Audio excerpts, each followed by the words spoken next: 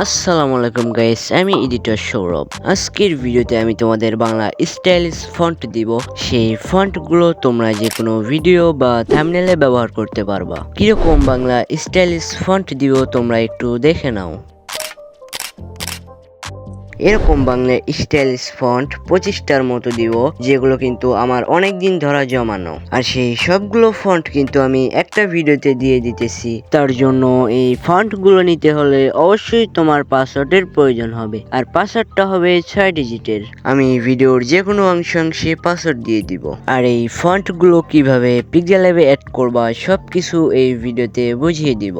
আর আমি যেই পিক্সেল ল্যাবটা ব্যবহার করি এটার নাম হচ্ছে পিক্সেল ল্যাব ওয়াইডি। এটাতে কিন্তু আগে থেকেই 300+ বাংলা ইংলিশ ফন্ট অ্যাড করা থাকে, তোমরা চাইলে এটাও ব্যবহার করতে পারো। আচ্ছা, তুমি যদি আমার চ্যানেলে নতুন হয়ে থাকো চ্যানেলটা অবশ্যই সাবস্ক্রাইব করে দাও আর ভিডিওতে একটা লাইক দাও। আর তোমরা যারা অনেক কম টাকায় লোগো, থাম্বনেল, ব্যানার ডিজাইন করে নিতে চাও তারা আমার হোয়াটসঅ্যাপ বা টেলিগ্রামে মেসেজ দাও।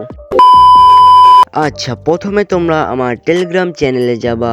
এরপর আমার চ্যানেলে দেখবা এরকম একটা জিপ ফাইল আছে, তো এটাকে ডাউনলোড করে নিবা। আর আমার টেলিগ্রাম চ্যানেলের লিংক কিন্তু ভিডিও ডেসক্রিপশন বক্সে দেওয়া আছে। আচ্ছা, এখন প্লে স্টোরি থেকে একটা অ্যাপস নামাতে হবে, সেটার নাম হচ্ছে জেটার জিবার। তো এই অ্যাপসটা যাদের ডাউনলোড করা নাই তারা প্লে স্টোরি থেকে ডাউনলোড করে নিবা। আর এই অ্যাপসটা আমার আগে থেকেই ডাউনলোড করা আছে। আচ্ছা, এখন তোমরা জেটার জিবার অ্যাপসটা ওপেন করবা। টেলিগ্রাম চ্যানেল থেকে যে জিপ ফাইলটা ডাউনলোড করেছিলে ওইটা এখান থেকে খুঁজে বের করবা। তো ওই ফাইলটা আমি খুঁজে পেয়েছি। এখন ওই ফাইলটা আমি ক্লিক দিয়ে ধরে রাখবো। তারপর এরকম কিছু অপশন আসবে, এই জায়গায় এক্সট্রা হেয়ারে ক্লিক দিব। এখন এখানে পাসওয়ার্ডটা দিয়ে নিব, তারপর জিপ ফাইলটা আনজিপ করে নিব। আর এই পাসওয়ার্ডটা কিন্তু ভিডিওতে দেওয়া হয়েছে, তোমরা এই পাসওয়ার্ডটা দিয়ে জিপ ফাইলটা আনজিপ করে নিবা। আচ্ছা, এটার কাজ শেষ। এখন তোমরা পিক্সেল ল্যাব অ্যাপটা ওপেন করে নিবা। তারপর নিউ টেক্সট নিয়ে এই জায়গায় যে কোনো কিছু একটা বাংলা দিয়ে লিখে নিবা। আমি তোমাদের শুধু দেখানোর জন্য এই জায়গায় বাংলাদেশ লিখে নিয়েছি। এই জায়গায় এবি ফন্ট লেখা আছে, এটাতে ক্লিক দিব। তারপর মাই ফন্টে গিয়ে এই জায়গায় ক্লিক দিয়ে ফন্ট অ্যাড করব।